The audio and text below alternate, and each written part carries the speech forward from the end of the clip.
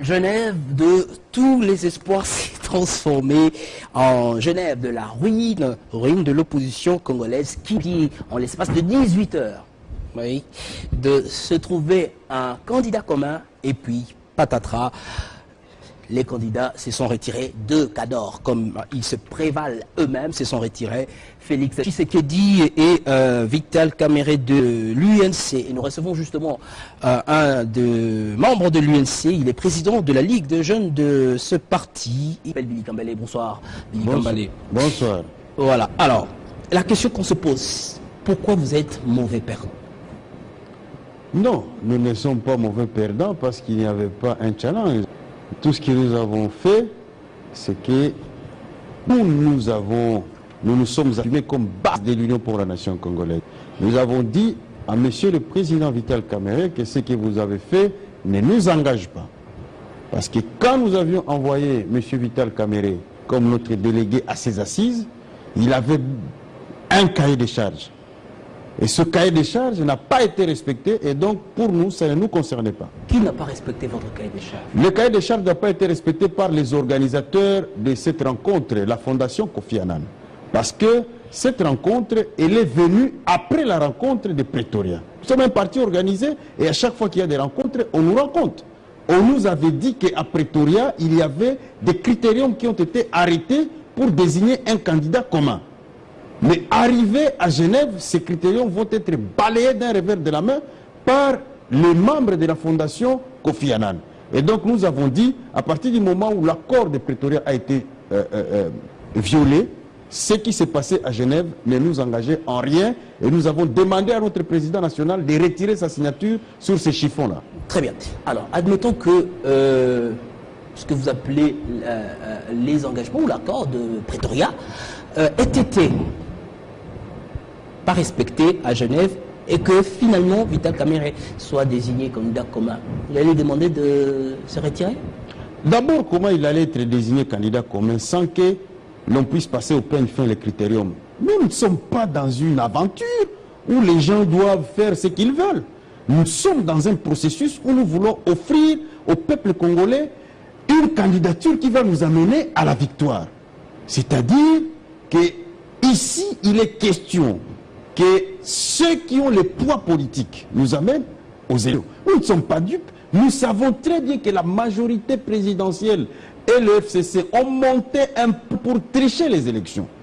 Nous savons très bien que la CENI, telle qu'elle fonctionne aujourd'hui, elle a pour mission de proclamer le candidat du FCC, quels qu'en soient les résultats sortis des urnes. Et donc, pour contrecarrer ce plan, il faut quelqu'un capable de mobiliser la rue pour barrer la route à cette supercherie électorale qui est en préparation. Mais Billy Kambale, vous l'appelez, n'existera plus, il est mort, le candidat commun, vous l'appeliez candidat commun. C'est-à-dire que vous tous, vous alliez répondre de ce candidat-là. Allons tester. Vous alliez vous mobiliser pour aller contester. Ça n'était pas ça l'idée? Attention, messieurs. La différence entre nous autres et ceux qui font des discussions dans les rues, c'est que nous avons étudié la politique. Les autres font des commentaires sans en savoir les tenants et les aboutissants. Ici, le candidat, il est désigné commun. Ce n'est pas que les autres vont mouiller le maillot nécessairement pour lui.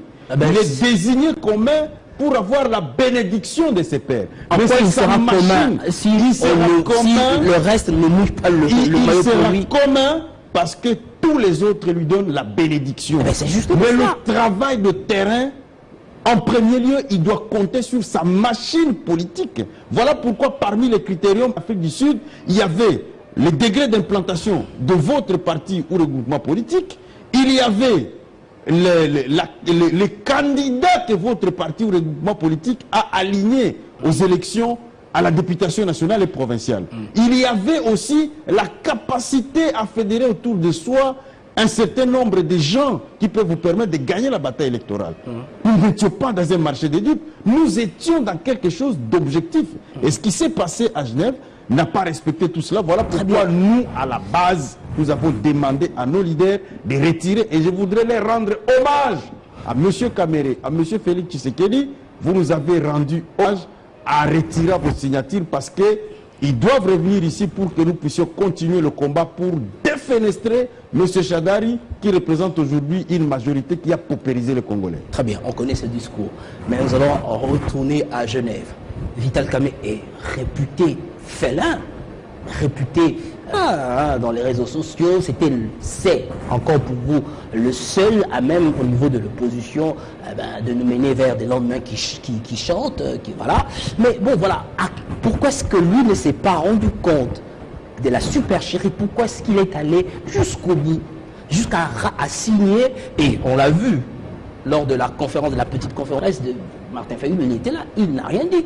Et qu'il a dit non, on dit quoi? Consent. Pourquoi est-il allé jusqu'au bout? Pourquoi est-ce que juste après cette rencontre, il n'a pas organisé une conférence de presse? Il dit, je ne suis pas d'accord. Il a attendu. Hein, on dit que c'est une fausse colère de la prétendue base.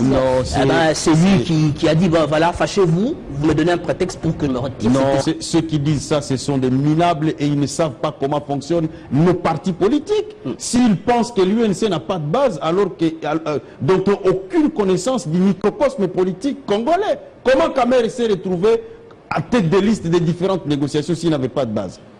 Quelle est l'autre température? Comment peut-on juger Kamerhe comme les starting blocks des gens qui doivent décider sur l'avenir de ce pays s'il n'a pas de base? Non, on ne dit pas qu'il n'a pas de base. La base, c'est qu'on ne dit pas qu'il n'a pas de base. Parce que vous vous dites qu'il a fait allusion à une prétendue base. Il a chauffé la base pour pouvoir se retirer. C'est ce qui s'est dit. S'il vous plaît, mais Kamerhe, président national de l'UNC, a respecté sa signature jusqu'au bout. C'est nous. Et nous assumons.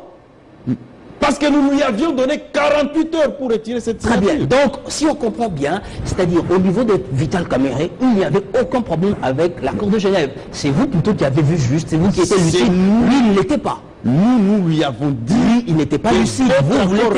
Que votre accord-là violait les prescrits de ce que nous sommes entendus à Pretoria et que par conséquent cet accord ne nous engageait pas. Comment Vital Kamerhe n'a-t-il pas pu voir cela? Parce qu'il a fallu que la base se monte au créneau. Nous sommes des hommes d'État. Nous sommes des hommes d'État. Il y a des choses que nous ne pouvons pas dire sur les plateaux de télévision. Vous comprenez? Il y a des choses qui se sont passées. Voilà pourquoi nous sommes en train d'appeler aux amis. S'il vous plaît. Avait-il un revolver sur la tempe? S'il vous plaît. Voilà pourquoi nous sommes en train de dire aux amis qui sont partie prenante à ce processus honteux de ne pas beaucoup trop se pavaner parce que nous pouvons déballer tout ici et ils vont le regretter. Je vais vous donner quelques indications. Allez-y. Savez-vous que ceux qui prenaient part à ces assises-là n'avaient même pas leur téléphone? Ça on le sait, on a tweeté là-dessus. Comment vous allez prendre des leaders politiques dont vous savez, ils représentent des députés nationaux, ils représentent des régions entières du pays? Les gens fondent leurs espérances sur eux. Ils n'ont même pas de téléphone. Même Angela Merkel, même Trump, dans des négociations secrètes où ce sont des présidents de la République élus ou des premiers ministres avec autant de mandats, ils ont toujours leur téléphone lors de pauses café. Ils posent des questions pour savoir dans quelle direction ils doivent. Il voulait dire qu'ils étaient séquestrés, c'est ça? Monsieur, il y a des choses que je ne peux pas dire ici. Bon, dites-nous quand même si j'étais séquestré. Je suis un homme d'État, mais je te pose le principe parce que tu as prétendu qu'il n'y a rien qui s'est passé d'anormal. Selon toi, est-ce que ça c'est normal? C'est pas ce que j'ai dit, hein. Ça c'est lui qui le dit. Deuxièmement, on prend des leaders politiques dans des fourgonnettes, on les amène à des lieux non indiqués. Mais ils ont accepté. Troisièmement, c'est ce que je t'ai dit, c'est qu'ils ont accepté, nous en tant que base, nous estimons que c'est de la supercherie et ça ne peut pas marcher et nous allons le prouver bientôt que ce qui s'est passé n'engage nullement le peuple congolais. Alors, maintenant, qu'allez-vous faire?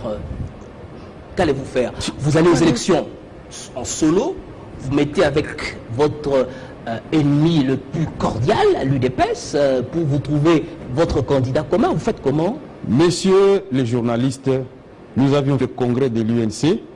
Nous avons investi M. Vital Kamerhe comme notre candidat. Nous n'avons pas besoin que les gens nous donnent des leçons. Nous savons ce que nous valons, nous irons aux élections. Seuls? Non, nous sommes ouverts à tous les partis qui voudront bien prendre part avec nous à ces élections. Voilà pourquoi nous sommes en discussion avec un certain nombre de partenaires qui pensent comme nous que le pays doit être sauvé. Alors, tout le monde est ouvert. Hein. Ça, c'est ce qui signifie dans le pays. Vous êtes ouvert, l'UDPS est également ouverte, mais finalement, ne vous rochez. Pourtant, vous défendiez, avant ces flops de Genève, que là, un candidat commun. N'avez-vous pas? Non. Vous ne l'avez pas dit. Vous l'avez prétendu. Aujourd'hui, tout le monde peut s'irriter qui est en train de festoyer. Pourquoi?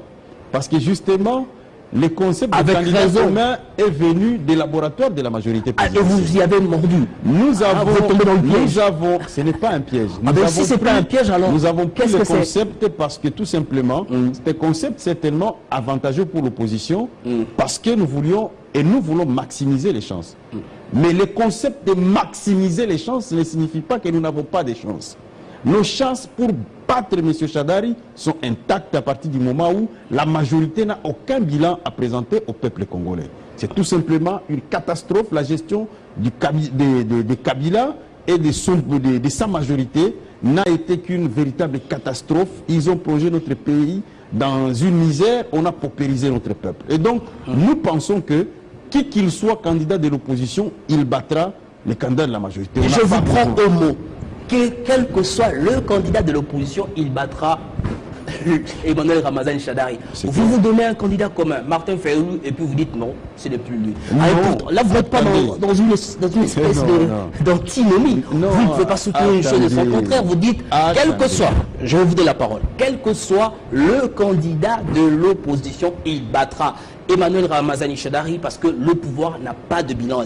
Et puis non, c'est Martin Fayulu, il faut absolument que ce soit Vital Kamerhe. Et bon, pour voilà, faire populaire, on va dire, plus ou moins populiste, vous dites non, sinon, à défaut de Vital Kamerhe, c'est Félix Tshisekedi. Et pourtant, vous voulez aller aux élections seul. Alors, comment vous pouvez expliquer, ici sur ce plateau, que vous défendiez une chose de son contraire? Quel que soit le candidat de l'opposition, il battra Emmanuel Ramazani Shadari. Mais nous ne voulons pas que ce soit Fayulu. Comment on peut comprendre ça? Mais c'est très simple. Nous vous avions dit que nous ne sommes pas dupes. Nous savons très bien que la majorité va tricher. Et donc, il faut aligner quelqu'un qui saura combattre. Qui saura mener la contestation. Un général qui a des troupes. Qui saura mener la contestation contre la fraude électorale massive qui est en préparation. Donc, si je comprends bien, Billy Kambale, vous irez aux élections.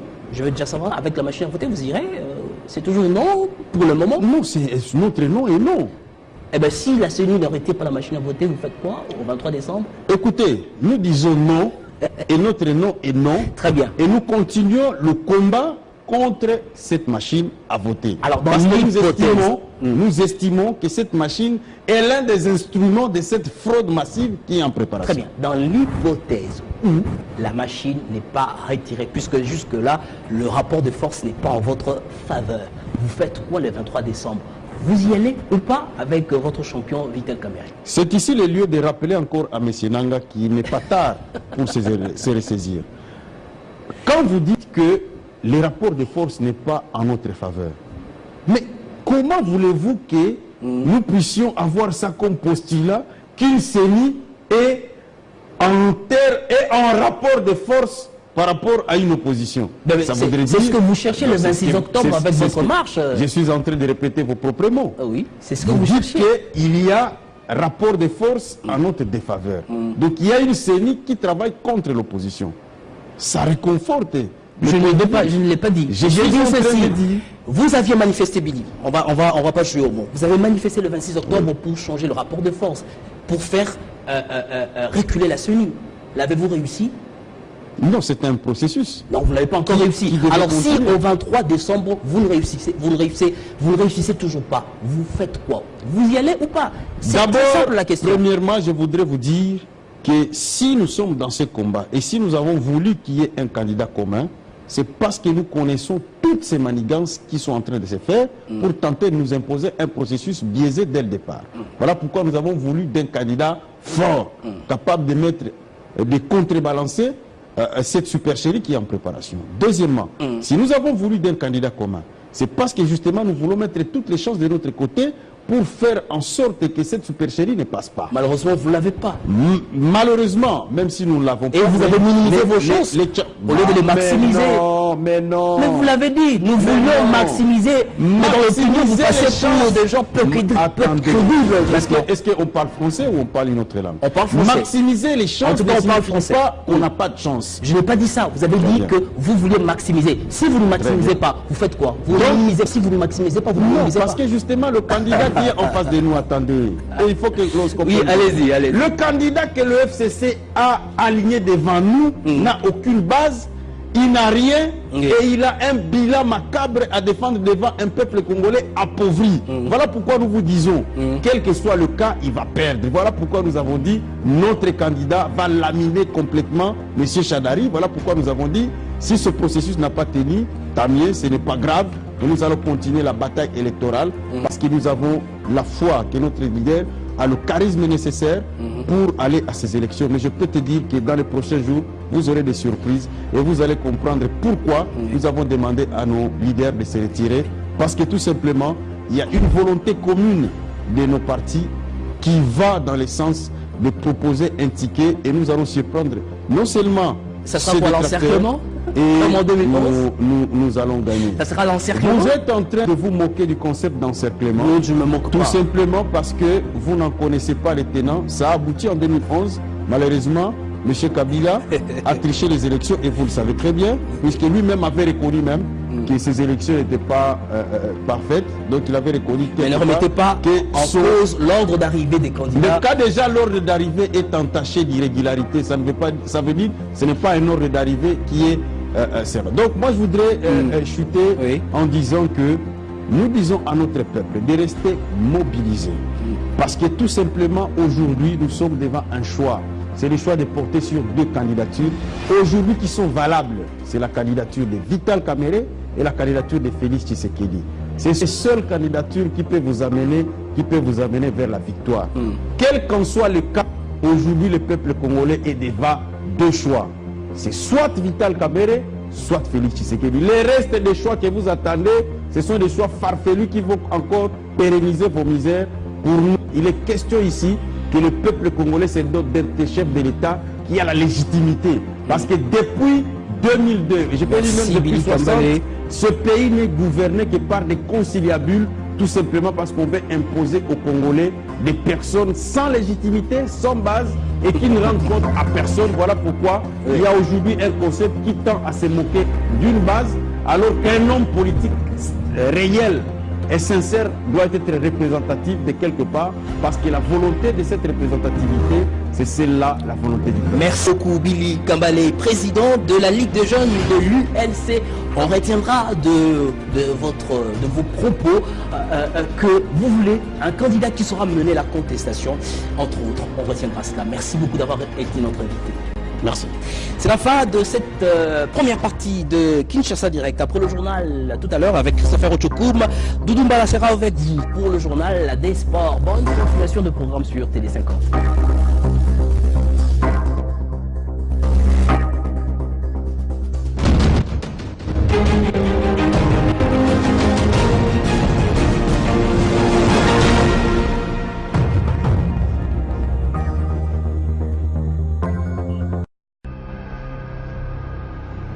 Je retire ma signature au nom de l'UDPS de cet accord.